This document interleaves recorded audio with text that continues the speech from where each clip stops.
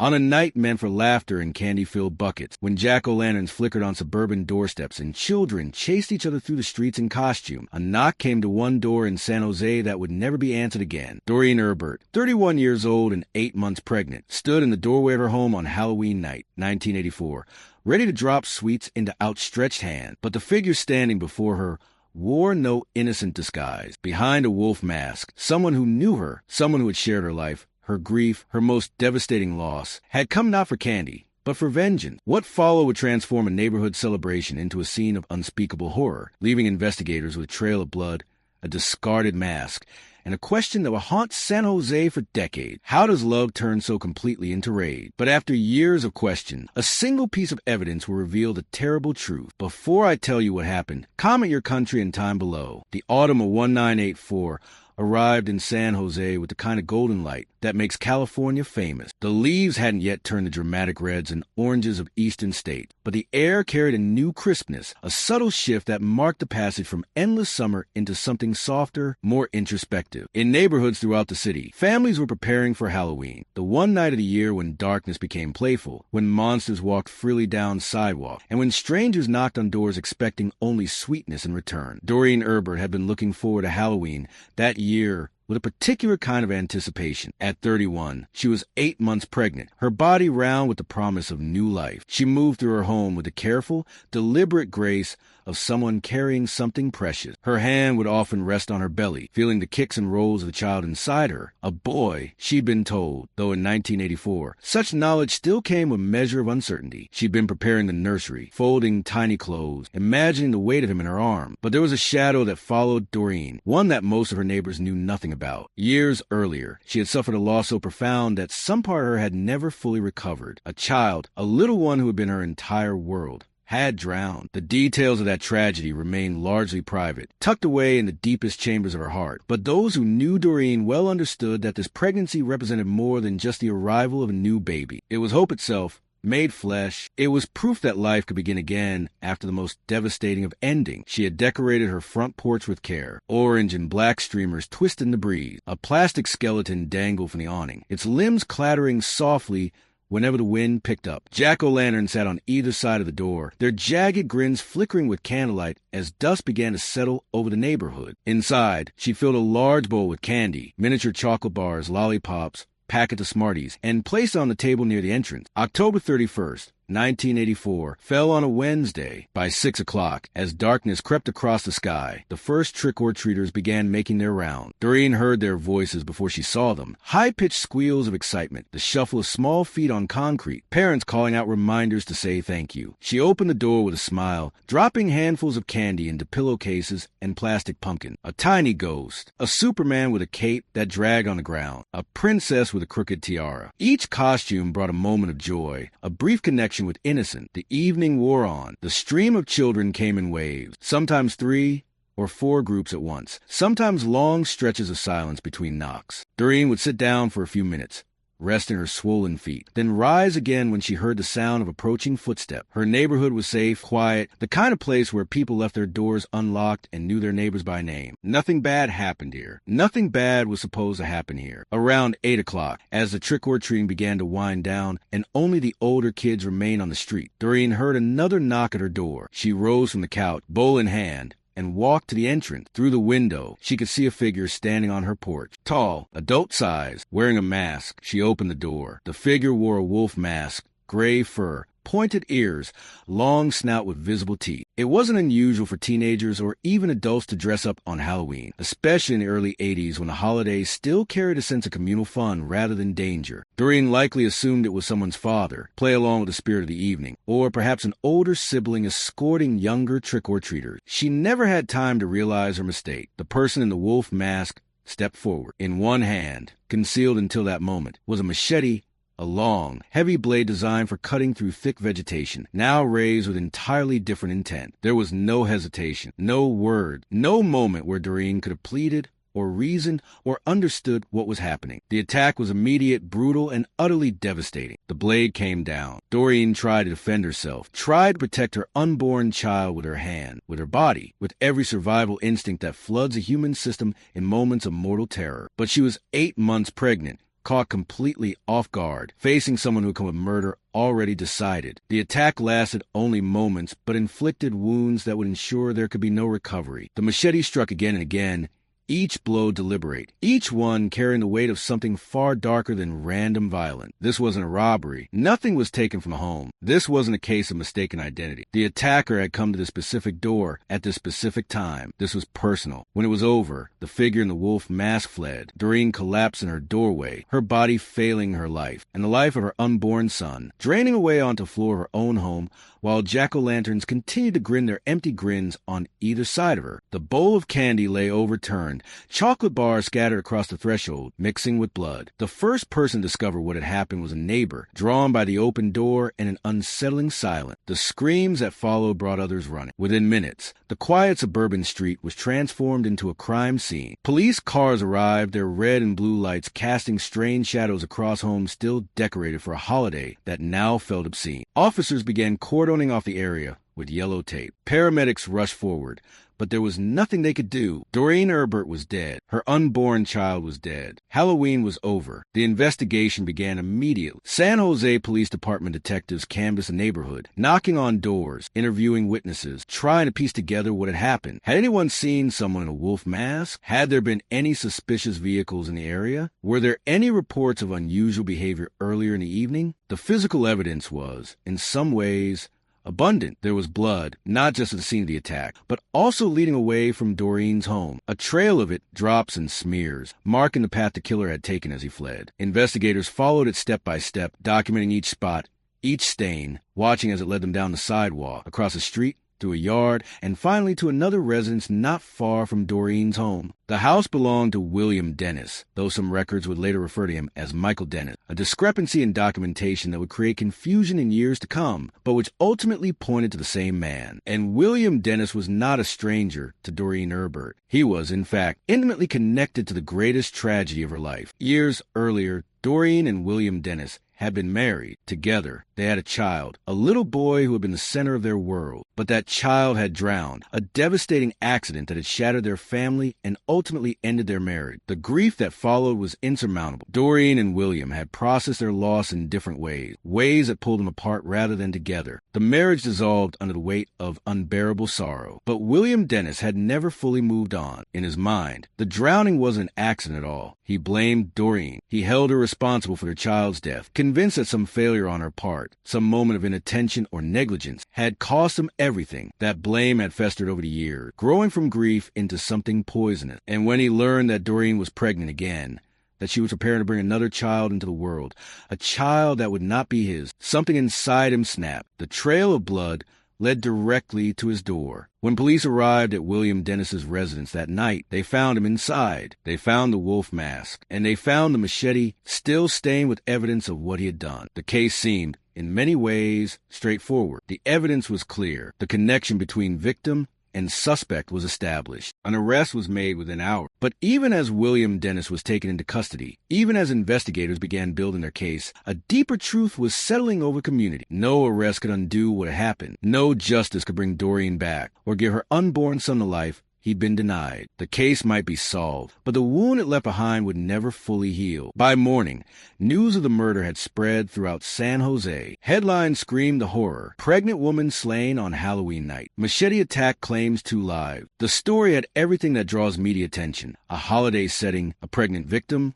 a brutal method, and a shocking personal connection between killer and victim. Reporters gathered outside Doreen's home, filming the blood-stained doorway, interviewing neighbors who were still processing what had happened on their quiet street. And as the sun rose on November 1st, 1984, the jack-o'-lanterns that had glowed so cheerfully the night before sat wilted and sad, their candles burned down to nothing, their carved faces seeming less like grins now and more like screams. In the immediate aftermath of Doreen Erbert's murder, San Jose existed in a state of collective shock. The brutality of the crime, combined with Halloween timing and the victim's pregnancy, created a narrative so disturbing that it seemed almost fictional. But for those who had known Doreen, her family, her friends, her neighbors, the horror was devastatingly real. The funeral took place on a gray November day when the sky hung low and heavy, threatening rain that never quite came. Those who attended spoke in hushed tones about Doreen's kindness, her resilience, her quiet hope for the future. They remembered how she'd smile when she felt her baby move, how she'd been preparing the nursery with such care, choosing yellow and green, because she wanted some things to remain a surprise. The service was for two, mother and child, neither of whom would ever see each other's faces, never share a moment outside the womb.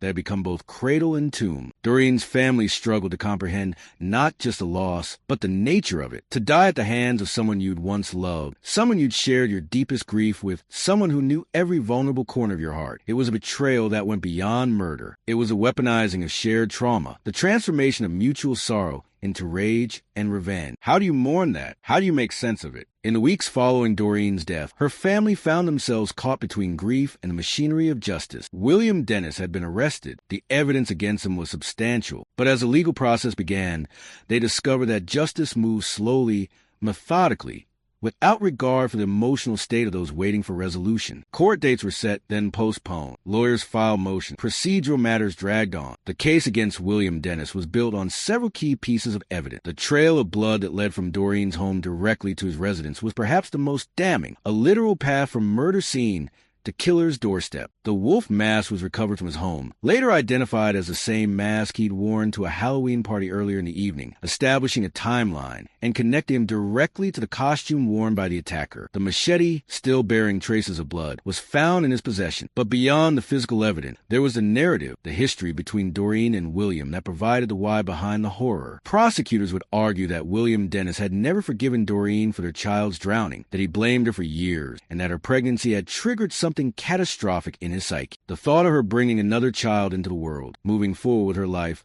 while he remained trapped in grief and blame, had been more than he could bear. The trial, when it finally began, was emotionally grueling for everyone involved. The courtroom became a space where the past was dissected in excruciating detail. The drowning of Doreen and William's first child was examined, questioned, analyzed. The dissolution of their marriage was laid bare. Friends and family members were called to testify about the relationship, about William's state of mind, about Doreen's excitement over her pregnancy. Medical examiners described Doreen's injuries with clinical precision, the number of wounds, their depth, the force required to inflict them. They testified that she would have died quickly, that she likely knew what was happening even if she didn't understand why. They confirmed that the unborn child, at 8 months gestation, would have been viable if he could have been delivered immediately, but that he died either from the direct trauma of the attack or from the loss of his mother's life support system. The defense attempted to argue for diminished capacity, suggesting that William Dennis had been in a state of extreme emotional disturbance, that grief and mental illness had robbed him the ability to control his action. But the prosecution painted a different picture, one of premeditation and planning. He had obtained the machete. He had put on a disguise. He had chosen Halloween night, when his presence on Doreen's doorstep wouldn't immediately trigger alarm. These were not the actions of someone lost in a moment of passion, but someone who had decided, calculated, and executed a plan. The jury deliberated for hours that stretched into days. For Doreen's family, the waiting was agonizing. They sat in courthouse hallways, unable to eat, unable to think of anything except the decision being made in that closed room. Would there be justice for Doreen? Would her death be acknowledged for what it was? Murder, pure and deliberate? When the verdict finally came, there was a moment of suspended breath, of collective holding on before the words were spoken. Guilty of first-degree murder for the death of Doreen Erbert. Guilty of second-degree murder for the death of her unborn child. A separate charge that acknowledged the loss of a life that had been on the verge of beginning. The courtroom erupted in quiet sob. Doreen's family members held each other, their tears a mixture of relief and renewed grief. The verdict didn't bring Doreen back. It didn't undo Halloween night 1984, but it was something. It was acknowledgement. It was a system saying, clearly and unequivocally, this was wrong, and there will be consequences. William Dennis showed little emotion as the verdict was read. Some who were present that day later described his expression as blank, empty, as if some essential part of him had been gone long before the trial even began. Perhaps it had. Perhaps it had died the day his first child drowned, and everything that followed, the blame, the anger, the violence, was just a slow-motion collapse of a person who had already been destroyed. Sentencing came weeks later. William Dennis was given a life sentence with the possibility of parole far in the future. So far that it seemed almost theoretical. He would spend his remaining years behind bars, his freedom forfeit, his life reduced to the confines of a prison cell. For Doreen's family, this was the justice system's final word. The man who had killed her would never walk free to live the life she'd been denied. In the months and years that followed the trial's conclusion, Doreen Doreen's family worked to rebuild some semblance of normalcy, though they all knew that life would never truly be normal again. The date of her death, October 31st, became an annual marker of loss. Halloween, which had once been a night of innocent fun, was now forever stained with tragedy. Jack-o'-lanterns would always look different to them. The sound of children laughing in costume would always carry a shadow. Doreen's mother, in particular, struggled with the dual loss. Not only had she lost her daughter, but she'd also lost a grandchild she would never meet. She kept the tiny clothes that Doreen had bought, folded them carefully, and placed them in a box that she couldn't bring herself to throw away, but also couldn't bear to look at. On what would have been the baby's birthday, she would light a candle and sit in silence, imagining what might have been. The neighborhood where Doreen had lived slowly returned to its routine. New families moved in. Children grew up who had no memory of what happened on that Halloween night in 1984. The house where Doreen died changed hands, and the new owners were often unaware of its history until a longtime neighbor mentioned it in passing. The blood had long been cleaned away. The yellow crime scene tape had been removed. But for those who remembered, the house would always be marked by what had occurred there. In San Jose's true crime history, the case of Doreen Erbert became a footnote, a tragic story told occasionally, but not one that dominated headlines for long. There were always new crime, new tragedies, new victims whose stories demanded attention. The world moved on, as it always does, leaving those most affected by Doreen's death to carry their grief in private. But even as the case receded from public consciousness, it left behind questions that had no easy answers. How do you protect yourself from someone who once loved you? How do you recognize when grief has transformed into something dangerous? At what point does blaming someone for an accident become murderous intent? These were questions without solution, uncomfortable truths about the darkness that can exist in the human heart, even or especially in the heart of someone who has suffered. The years passed, birthdays came and went, anniversaries were marked in private ceremonies attended by fewer and fewer people as time took its toll and as wounds, while never healed, at least became less raw. Doreen's grave was visited regularly at first, then occasionally, then only on significant dates. Flowers were left, then wilted, then replaced. The cycle continued, year after year, a small ritual of remembrance in a world that had largely forgotten. And William Dennis remained in prison, serving his sentence in institutions across California as he was transferred from facility to facility over the decade. The man who had once been a husband and father, who had experienced both the joy of having a child and the agony of losing one, who had let that agony metastasize into hate. He became simply a number in the system, one of thousands of inmates serving time for crimes that had shattered lives beyond their own. There were no dramatic developments in the case after the trial. No new evidence emerged. No appeal succeeded in overturning the conviction. The case was closed, the verdict final, the sentence being served. In the taxonomy of criminal justice, it was resolved. But resolution in legal terms doesn't equal resolution in human terms. For Doreen's family, every Halloween remained a wound reopened. Every pregnant woman they saw carried an echo of what had been stolen. Every child's birthday they attended reminded them of the birthday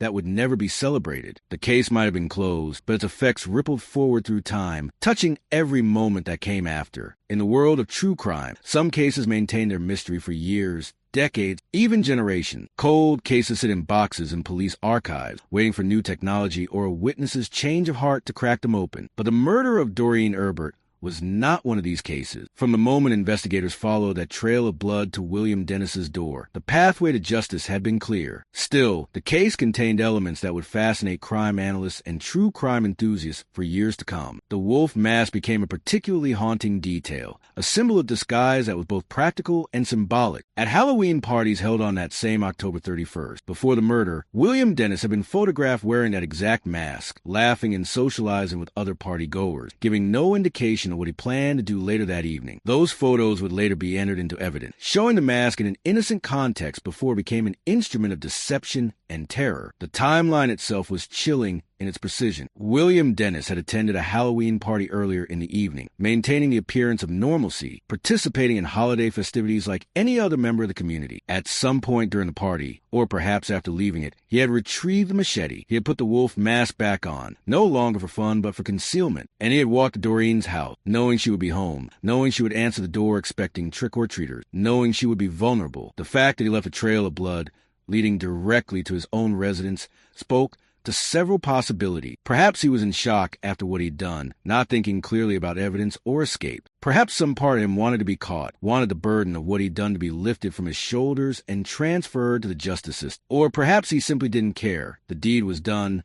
Doreen was dead, and whatever consequences followed were irrelevant compared to release he felt at having enacted his revenge. Forensic analysis of the blood trail confirmed what investigators already suspected. It was Doreen's blood, mixed with transfer stains from the machete and the killer's clothing. The path was not continuous. There were gaps where no blood was visible, but there were enough markers to create a clear trajectory from victim to perpetrator. In an era before DNA analysis was routine, this physical trail was crucial evidence, impossible to explain away or attribute to coincidence. The machete itself told a story. It wasn't a weapon of opportunity, grabbed in a moment of sudden rage. It was a tool that had been obtained, kept, and brought to Doreen's door with purpose. The blade was long and heavy, designed for outdoor work, clearing brush, cutting through thick vegetation. To use such a weapon against a pregnant woman required a level of violence that went beyond merely wanting someone dead. It suggested rage, deep and consuming, the kind that had been building for years. During the trial, prosecutors had presented evidence about William Dennis's psychological state in the years following their child's drowning. Friends testified that he had become increasingly withdrawn, bitter, unable to move forward. He spoke often about the drowning, returning to it obsessively, always circling back to the question of blame. Some witnesses recalled him saying that if Doreen had been watching more carefully, if she had been a better mother, their child would still be alive. These statements revealed a man trapped in a loop of grief and accusation, unable to accept the randomness of tragedy, needing someone to be at fault because the alternative, that terrible things sometimes happen for no reason, was too unbearable to accept. In his mind, Doreen became not the co-parent who had also lost a child, but the villain who had taken his child away. And when he learned she was pregnant again, that vilification intensified into something murderous. The unborn child added another layer of tragedy to the case. In 1984, the legal status of fetuses in criminal cases was still evolving. Some states had begun recognizing the killing of a fetus as a separate crime, while others had not. California law allowed for the second-degree murder charge in this case because the fetus was viable, capable of surviving outside the womb with medical support. This charge acknowledged that William Dennis hadn't just killed Doreen. He had also killed a child she carried, a child who had been born within weeks, who already had a name chosen, a room prepared, a life plan. The fact that the second-degree murder charge was for the unborn child rather than first-degree murder reflected legal distinctions about premeditation. Prosecutors argued that William Dennis had planned to kill Doreen specifically, but that the death of her unborn child was a consequence of that primary intent rather than a separate premeditated act. This legal parsing felt cold and technical to those who mourned both losses equally, but it represented the justice system's attempt to acknowledge every life that had been taken that Halloween night. In the years following William Dennis's conviction, the case occasionally resurfaced in true crime discussions and documentaries about holiday-themed murders. The Halloween timing made it particularly memorable, a case that transformed a night of fun into a night of horror, that turned a symbol of playful fear, a wolf mask, into a tool of real terror. Crime writers analyzed the psychology of familial murder, the particular devastation of being killed by someone who once loved you, someone who knew your vulnerabilities and exploited them. Some question whether the drowning of William and Doreen's first child had truly been an accident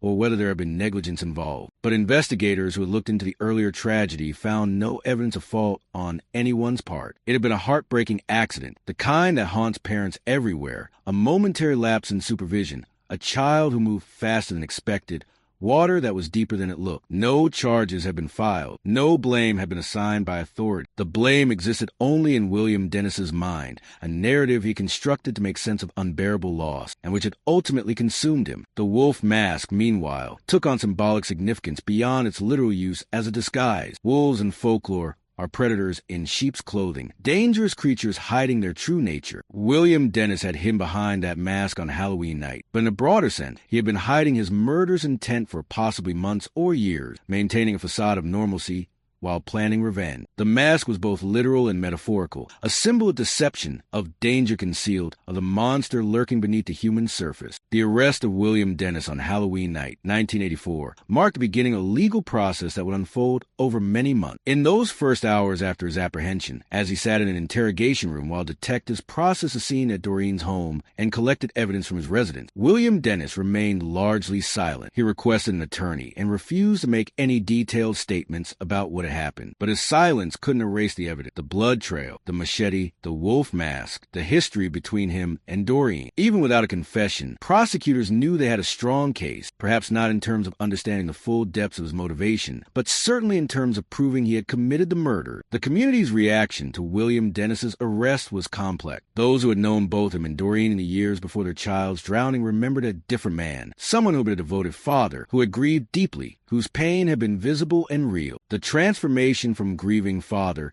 to killer seemed almost incomprehensible. How does love become hate? How does grief become rage? At what point does blaming someone cross from emotional processing into murderous intent? There were some in the community who felt a measure of sympathy for William Dennis, seeing him as a man destroyed by the unbearable weight of losing a child. They didn't excuse what he'd done. Murder is murder. But they understood that he had been operating from a place of profound psychological damage. To lose a child is to lose part of yourself, and William Dennis had never recovered that part. Instead, the hole it left had filled with poison. But most people, especially those closest to Doreen, felt no such sympathy. Whatever William Dennis had suffered, Doreen had suffered equally. She had lost the same child, experienced the same grief, carried the same burden of that terrible day when their baby drowned. But she had not turned to violence. She had not blamed anyone. She had tried to move forward, to rebuild, to find hope again, and for that attempt at healing, she had been murdered, 8 months pregnant, standing in her own doorway, killed by the person who should have been her partner in grief rather than her executioner. The trial, as previously detailed, was an emotional ordeal that laid bare the most painful moments of both Doreen and William's lives. But beyond the courtroom drama, it served another function. It created a public record of what had happened, a narrative that could be examined and understood. In the absence of a confession from William Dennis, the trial testimony from witnesses, investigators, forensic experts, and people who had known the couple, built a picture of the events leading up to that Halloween night. What emerged was a story of two people who had experienced the same tragedy,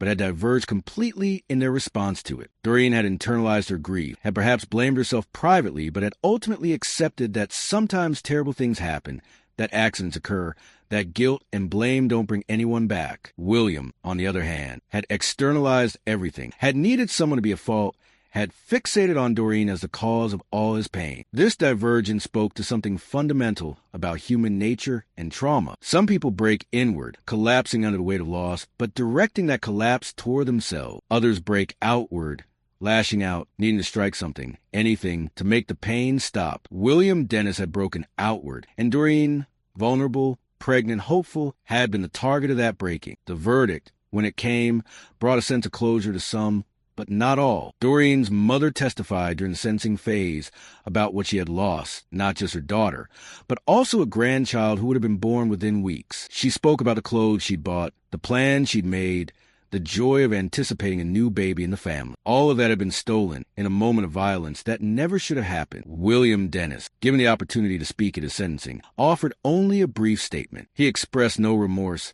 no apology, no acknowledgement of the pain he had caused. Some interpreted this as evidence of psychopathy, an inability to feel empathy or guilt. Others saw it as a man so broken that he had nothing left inside him to express. Whatever the explanation, his silence in the face of his crimes added another layer of pain for Doreen's family. There would be no apology, no explanation, no moment of human connection where he acknowledged what he had taken from them. The life sentence meant that William Dennis would grow old in prison if he lived that long. The possibility of parole was distant, measured in decades rather than years. For practical purposes, he would likely die behind bars. This was the state's punishment for his crime, the complete loss of freedom, the reduction of his life to a series of cells and routines, the slow passage of years without the things that make life meaningful: family, purpose, autonomy. In the years following his conviction, William Dennis became a ghost in the story of Doreen's murder. He was the answer to the question of who killed her, but he ceased to be a person in his own right. He was simply the killer, the ex-husband, the perpetrator. His life before the drowning, before the murder, before everything went wrong, that life was forgotten, erased by the magnitude of what he had done. For Doreen's family, the passage of time brought changes but not healing. Her mother aged, carrying the double grief of daughter and grandchild. Other family members had children, celebrated milestones, lived their lives. But there was always an absence at every gathering, an empty space where Doreen should have been. And there was a child who never was, the boy who would have been born in November or December of 1984, who would have been a toddler by the time the trial concluded, who would have started school, graduated, lived an entire life that was cut off before it could begin. The community, too, was changed by what happened. Halloween in San Jose that year, and for years after carried a weight it hadn't had before. 1984. Parents were more cautious, more vigilant. The innocence of the holiday, the idea that it was just harmless fun, that monsters would just pretend, had been shattered. Some families stopped participating in trick-or-treating altogether, unwilling to take even the smallest risk that something similar might happen to them. There were lessons in Doreen's murder, though they were harsh and uncomfortable ones. The case illustrated how grief, left to fester without proper support or intervention, can transform into something dangerous. It showed how blame, even when unfounded, can become an obsession that consumes everything else. It demonstrated that the people who know us best, who understand our routines, our vulnerabilities, our moment of defenselessness, are sometimes the most dangerous when they decide to harm us. True crime analysts who studied the case in later years noted several red flags that, in retrospect, might have predicted William Dennis's violence. His obsessive focus on the drowning, his refusal to accept it as an accident, his ongoing blame of Doreen years after their divorce. But these red flags were only clear in hindsight. At the time, he had been seen simply as a grieving father who was having trouble moving on, tragic, perhaps, but not dangerous. This is one of the cruel realities of violence prevention. Most people who blame their ex-partner for tragedies don't become murderers. Most people who struggle with grief and anger don't pick up machete. The line between someone who is suffering and someone who is dangerous is not always clear until it's been crossed. William Dennis crossed that line on Halloween night, 1984, and by the time anyone realized he was capable of murder, Doreen was already dead. The media coverage of the case, while intense initially, faded relatively quickly. This wasn't a mystery that needed solving. The killer had been identified immediately. There were no twists, no unexpected revelations, no dramatic arrests years later. It was, in its own terrible way, straightforward. Man blames ex-wife for child's death. Man kills ex-wife and unborn child. Man goes to prison. The narrative was complete. But for those who study true crime, the case of Doreen Erbert offers something more than just another solved murder. It offers a window into the psychology of revenge, the long-term effects of unprocessed trauma, and the particular tragedy of violence between people who once loved each other. It shows how the justice system handles cases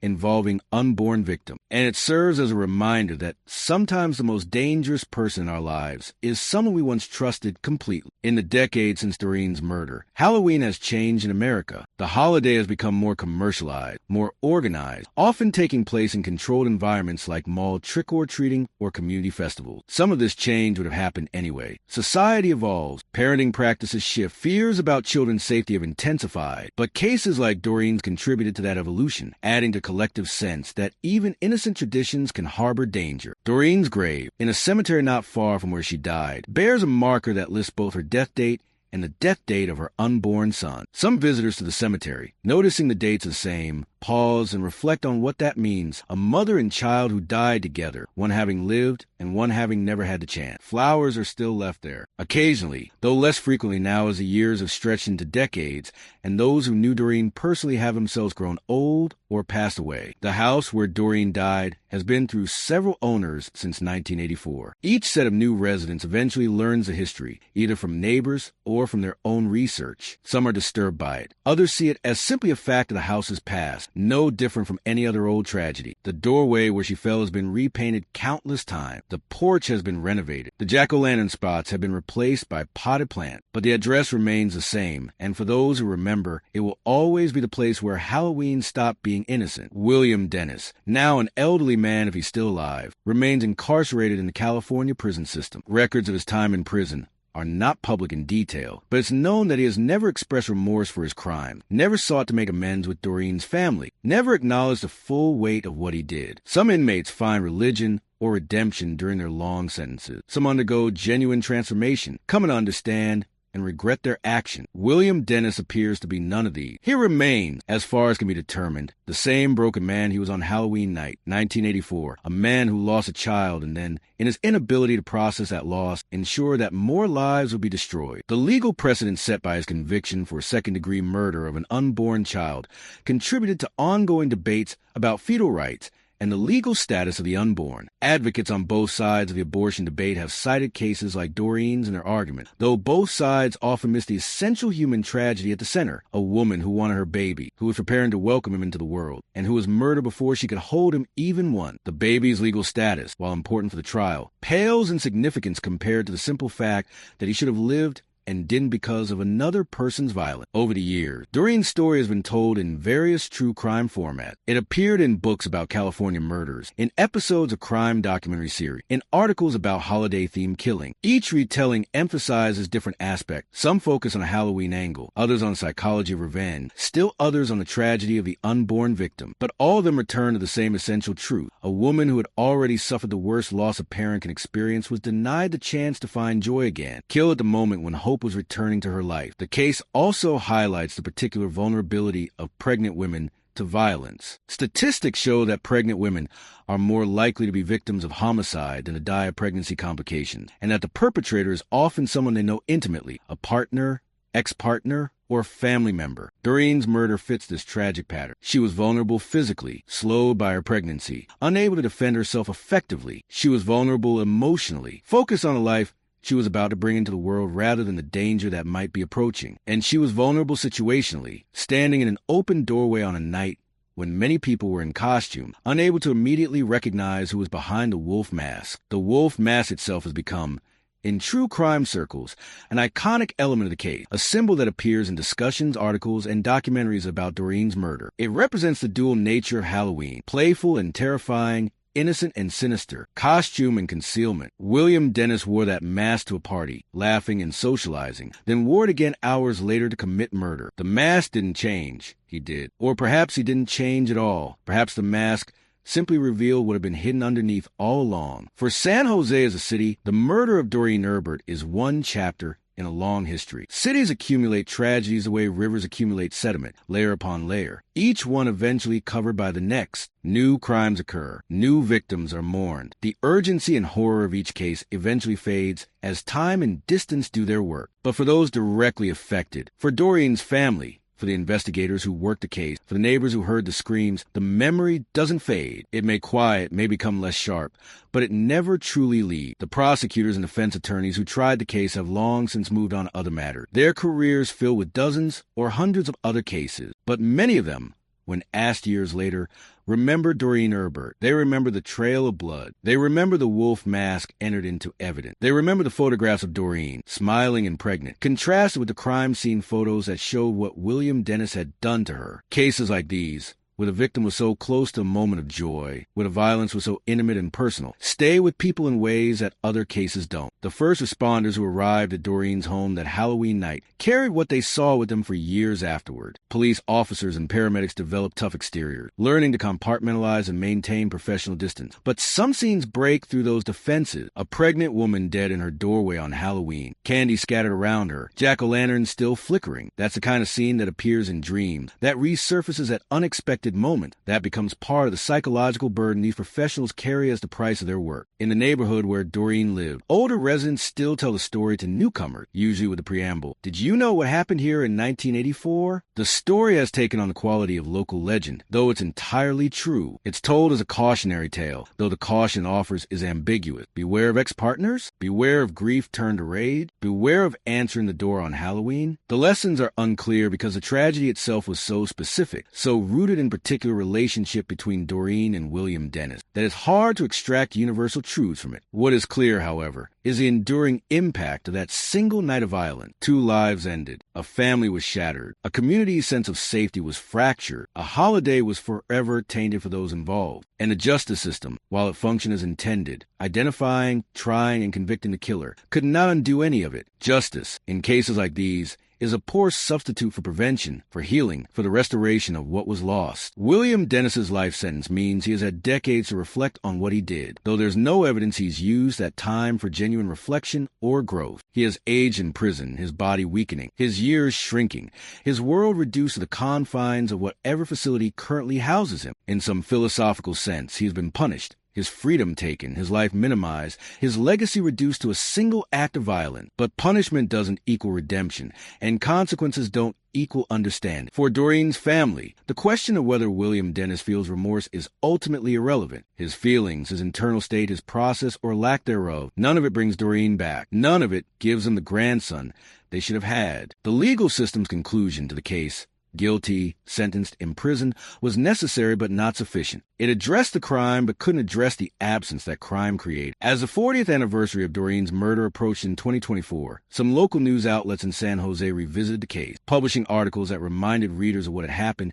and updating them on where William Dennis was still incarcerated and where Doreen's family was scattered, aging, still grieving. These anniversary pieces served as reminders that behind every crime statistic, every true crime story, every solved case, there are real people whose lives were irrevocably changed by violence. The unborn child, had he lived, would have turned 40 in late 2024 or early 2025. He might have had children of his own by now, making Doreen a grandmother. He might have pursued any number of careers, lived in any number of places, made any number of contributions to the world. But all of that potential was erased before it could begin, killed in the womb by a man who couldn't see past his own pain to recognize the pain he was about to cause. This is perhaps the cruelest aspect of William Dennis's crime. He was trying to punish Doreen for something he believed she had done, though she hadn't. The drowning was an accident, and in doing so, he ensured that his punishment fell not just on her, but on everyone who loved her, everyone who would have loved her child, everyone whose life she would have touched in the decade she should have had. The ripples of violence extend far beyond the immediate victim, touching lives in ways the perpetrator often never considers. In the end, the story of Doreen Erbert is not really about Halloween or Wolf Mask or even about murder in the technical sense. It's about the terrible things that can happen when grief is left to fester without healing, when blame replaces understanding, when the person we hold responsible for our pain